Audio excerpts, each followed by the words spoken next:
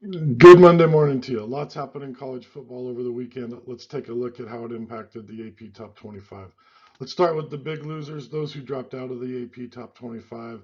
You got North Carolina State, Texas, Liberty, and Illinois all dropping out. They're out of the top 25. I don't see a lot of chance for some of these guys to make it back in. Texas might get into the Big 12 championship game. Illinois might get into the Big 10 championship game. I don't think they get in there ranked. And so it probably makes for an uninteresting game if those scenarios play out. Actually, in the top 25, looking at it 22 through 25, we see Cincinnati, Coastal Carolina, Oklahoma State, and the Oregon State Beavers are back. Not really sure how long the Beavers stay there. They got to play Oregon the last week of the season. Uh, I really think Oregon is a somewhat beatable team on the road. They're playing in Corvallis. So maybe they can stick it through to the end of the year. No shot at the Pac-12 championship for the Beavers, though. Looking at 16 through 21, UCLA is the big loser here. Having lost to Arizona, they dropped 7 places, and their chances are pretty much all but gone. They still can't play for the Pac-12 championship if they get some help. Notre Dame continues to climb, as does Kansas State, Florida, and Tulane drops 5 places after their loss to UCF. Continuing with 9 through 15, you've got Clemson, Utah, Penn State, Oregon, North Carolina, Ole Miss, and Washington. You can see that Pac-12 race is getting very tight, especially when we add in USC at number 7. That gives us number 7 USC, number 10 Utah, number 12 Oregon, and number 15 Washington, all with very legitimate shots at getting into the Pac-12 championship game and coming out as the Pac-12 champion. However, the only one who's really got a shot anymore at getting into the CFP would be USC, but I don't expect any of these guys to make that path easy for them. Coming in at 5 and 6, you've got 2 SEC teams, Tennessee and LSU. But to really get that story, we got to look at the top 4 and understand what's happening in the SEC championship game. You've got Georgia, Ohio State, Michigan, and TCU all unchanged, all undefeated.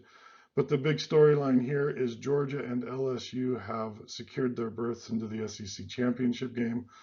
I would expect Georgia to knock off LSU in that game fairly easily, especially as it's being played in Atlanta. So an effective home game for Georgia. We also know that in the last week of the season, Ohio State is playing Michigan. I would expect Tennessee to get the slot that opens up from that. And that unfortunately probably leaves Southern Cal on the outside looking in at number 5, assuming they go all the way through with the Pac-12 championship. The AP Top 25 conference makeup has changed a bit this week. Not something that's getting a lot of press, but definitely something that I like to watch. One of the first changes is the Sun Belt Conference gets Coastal Carolina in, and Notre Dame continues to be the only FBS independent representative. But the American Athletic Conference also brings 3 people into the picture now, with Cincinnati getting back into the top 25. The ACC has its traditional 3, and the Big 12 has 3, with Oklahoma State taking Texas's place for their 3 allotments, if you will. In the Big 10, we lost Illinois, giving us only 3 teams from the Big 10 East Division. This pretty much sets us up that nobody from the Big 10 West will be ranked in that conference championship game. SEC loses a team and drops to 5. And in the Pac-12, they now have 6 teams being represented. They were very underrepresented in the preseason polls. People did not think the Pac-12 was going to be this competitive. Congratulations to them. There's a decent shot that the Pac-12 could finish the year with all 6 of these teams in here. The only one that might be a knockout is Oregon State has to play Oregon. The loser of that game could be out, especially if it's Oregon State. This is my computer model. It only takes a look at the games that are played. It doesn't look at anything that's coming up in the future.